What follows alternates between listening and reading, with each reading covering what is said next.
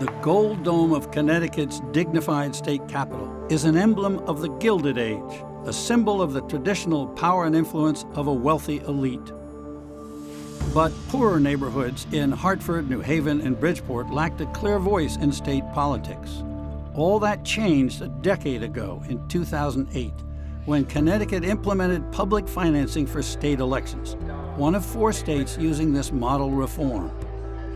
Suddenly, new people could run for office, like Navy veteran Gary Winfield, now a state senator from New Haven.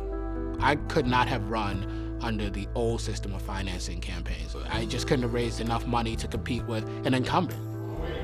Or Senator Marilyn Moore, who runs a nonprofit in Bridgeport helping African-American breast cancer patients.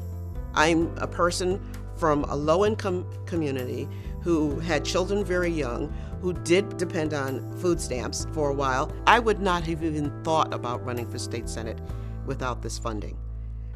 They personify the changing face of the legislature: more women, blacks, and Hispanics. Changes triggered by the scandal-driven resignation in 2004 of third-term Republican Governor John Rowland. I acknowledge that my poor judgment has brought us here. Rowland was sentenced to 1 year in prison for taking $100,000 in kickbacks from state contractors. The public was fed up with corruption. There was a sense that the state, which had prided itself on pretty clean politics, had suddenly become tainted. Today, we begin to restore faith, integrity, and honor to our government. As Rowland's successor, Republican Jody Rell, took her oath as governor, she called for reform. Governor Rell wanted to ban contributions from state contractors and state lobbyists. The Democrats who controlled the General Assembly then were concerned that that would mean the loss of too much campaign revenue. But public pressure turned the tide. The Connecticut Citizen Action Group, an alliance of 50 civic groups, pressed for sweeping reforms, tight limits on campaign donations, plus public funding of campaigns. In order to get the legislature and the governor to embrace truly comprehensive reform, there had to be a lot of grassroots pressure on the outside. Thousands of phone calls. There were car washes for clean elections. We did all kinds of grassroots activities. Republican Senator Len Fasano, originally a skeptic, Governor Rell sought out senators, including myself, became a yes vote. Reporters say both parties got dragged into reform. It was a moment in time where the public shaming worked, the outside pressure worked, and finally the inside game decided this was the way to go. The final vote to overhaul campaign finance came at 2:44 this morning. Eventually, it passed in special session. Much to everyone's surprise, we ended up with a system of public financing for legislative races and statewide races. The reform was bold. A tight lid of $100 on all private campaign donations, including lobbyists, plus public grants from $25,000 for House races, $110,000 for Senate, up to $3 million for the governor's race, later doubled to $6 million. To qualify, candidates must first prove popular support by raising a quota of small local contributions. $5 to $100 from individuals that live in their districts, and based on a qualifying amount, we give them public monies to run their campaigns. After that, no more fundraising, but using public funds is voluntary, so no one knew if candidates would do it.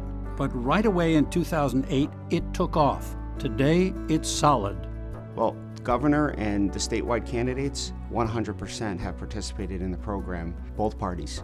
And in 2016, for the last General Assembly, 80% of the sitting legislature participated.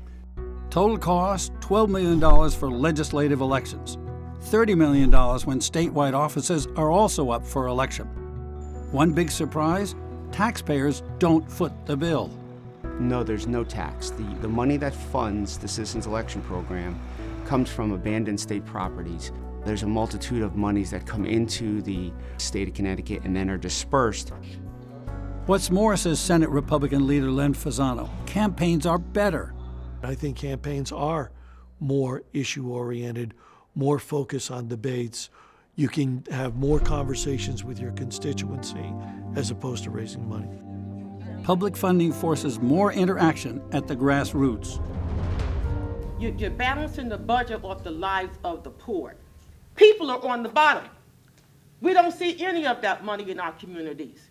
I get how people feel about people in politics, right? I get that. I've been there. It's the reason I'm here, actually. Needing small donors to qualify, Winfield connects with everyday people. The older woman who's living by herself, trying to struggle to get by day, who has no way of interacting with me. You have a system of public financing that changes the way that I campaign. And when I knock on her door, she tells me a story I never would have heard. And when I sit in Hartford and I remember that story, some of the policy that I create comes from that story. So more voice for little people, less clout for big money lobbyists. Relationships still matter, but they don't matter because of the checkbook that's in the lobbyist's breast pocket. We saw real changes in the power of lobbyists. We saw reforms in schools to get junk food out of schools. This was a state that was the first state to pass paid sick leave, and the business industry did not have the same kind of power. This bill addresses gun violence prevention. It was also easier, some say, to pass tough gun control legislation after the Sandy Hook school massacre in 2012. Groups like the NRA were not able to influence individual politicians here because they don't fund them. Republicans complained that after the Supreme Court Citizens United decision, Democrats loosened limits on campaign spending by parties and PACs. But in 2014, when Democratic leaders suggested abolishing the entire program to save money, lawmakers in both parties rebelled. There was an uproar. You had members who were drawing lines in the sand. We will not eviscerate the system of public financing. It's too important. The leaders backed down, and now public funding seems embedded.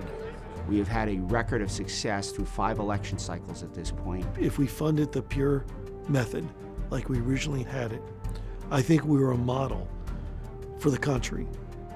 I think the culture has shifted. I think in Connecticut, the culture is that the public financing of campaigns is what Connecticut does. Hope you enjoyed our video and you'll share it with others. To see more, be sure to subscribe to our YouTube channel by clicking on that little button down there. Hope to see you again soon.